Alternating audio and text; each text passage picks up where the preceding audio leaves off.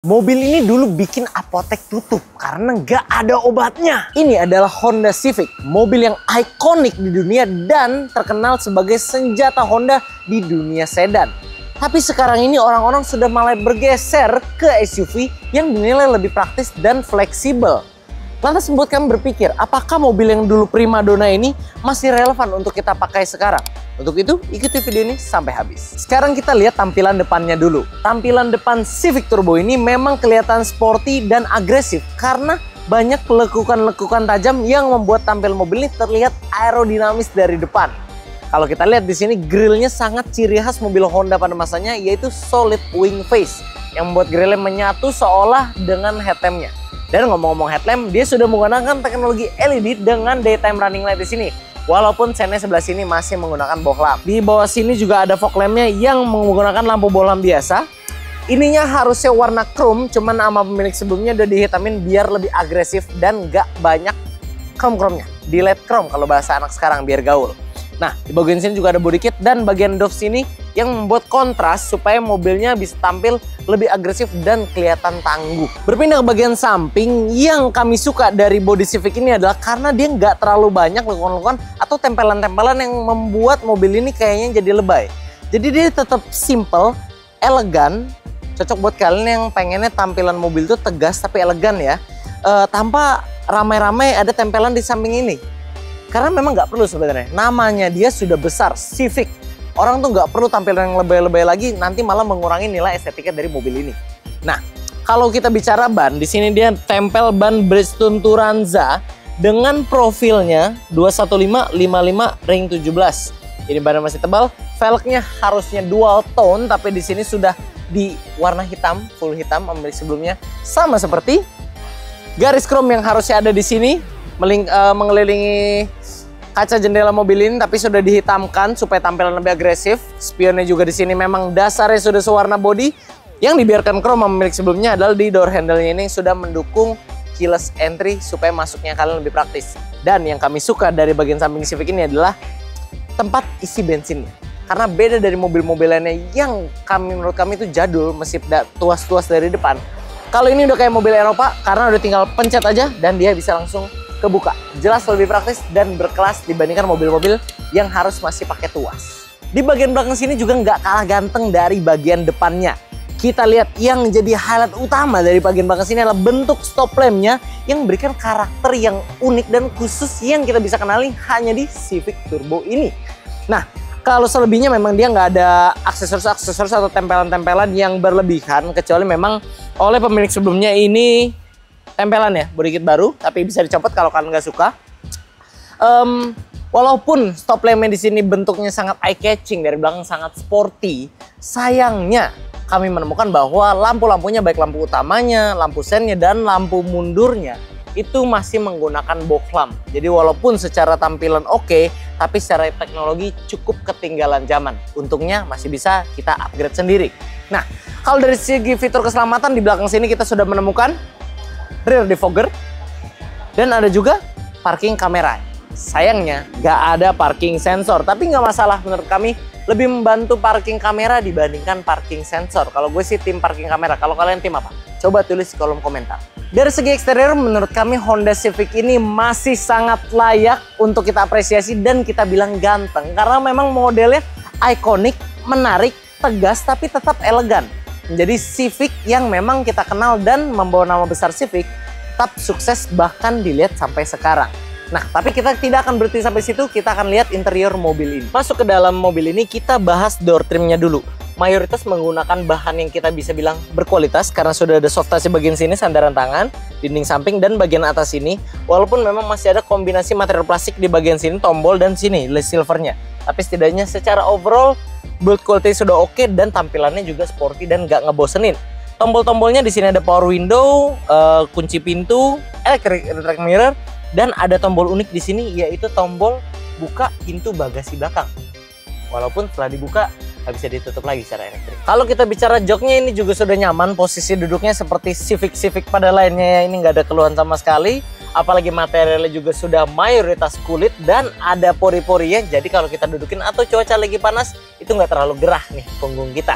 Setirnya juga sudah full jahit kulit semua, jadi kelihatannya mewah dan dipegang enak. Di bagian kiri ada tombol audio steering switch, kalau di sebelah kanan ada cruise control, dan di belakangnya ada pedal shift untuk sensasi berkendara yang lebih sporty. Nah, kalau ngomong-ngomong soal posisi berkendara, si setirnya Civic ini juga bisa diatur. Tilt teleskopiknya, jadi pengaturannya sudah cukup lengkap. Dan kalau kita lihat odometernya, itu kombinasi jarum dan digital. Tampilannya sporty banget. Kalau bagian dashboard tengah di sini kombinasi sama, menggunakan soft touch juga dan kombinasi material plastik yang berwarna abu-abu. Di sini ada teksturnya juga dan list silver yang membuat kabinnya terasa tidak monoton. Kalau bagian center cluster kita bisa menemukan head unit bawaan sini yang sudah dioperasikan secara Android walaupun belum ada Apple CarPlay ataupun Android Auto. Tapi di sini kita sudah bisa dapat aplikasi seperti Google Maps, Play Store, Miracast dan lain-lainnya ya. Nah, di sini untuk pengaturan AC di sini, kompartemen di sini serta colokan untuk ngecas gadget di sini, tuas transmisi, electric parking brake dan center console di sini. Untuk naruh barang, cup holder, dan ini juga bisa dimaju mundurin supaya menjadikan posisi armrest yang empuk karena juga sudah didukung bahan soft touch. Kalau duduk bagian belakang sini sama nyaman dengan bagian depan, joknya juga material sama masih full kulit. Dengan door trim sini juga masih ada soft touch-nya kita ke bagian. Nah, walaupun duduk di belakang sini bisa untuk bertiga karena sudah disediakan headrestnya, tapi kakinya harus berkompromi karena tunnelnya ini lebih tinggi dibandingkan mobil-mobil leather frame yang pernah kami review. Otomatis yang duduk tengah sini pasti kurang nyaman. Tapi kalau nggak ada penumpang tengah sini, kalian bisa turunin armrest ini buat jadi tatakan tangan dan bisa ada cup holdernya juga. Walaupun ada sesuatu yang absen yang biasa kita temuin di sedan-sedan lainnya, yaitu akses ke bagasi belakang. Jadi kalau di Civic ini ya kalian mesti buka pintu bagasi lewat tombol yang sudah disediakan di depan. Nah, selain itu di sini ada tempat kantong penyimpanan, di sebelah sini ada samping dan ada AC di sini ventilasi. Selebihnya sudah tidak ada fitur apa-apa lagi. Jadi buat belakang sini memang cenderung hanya tinggal duduk menikmati perjalanan karena secara kelegaan kabin, kaki bisa selonjoran, legroomnya juga lega dan headroomnya juga ya cukup lah ya untuk orang dewasa.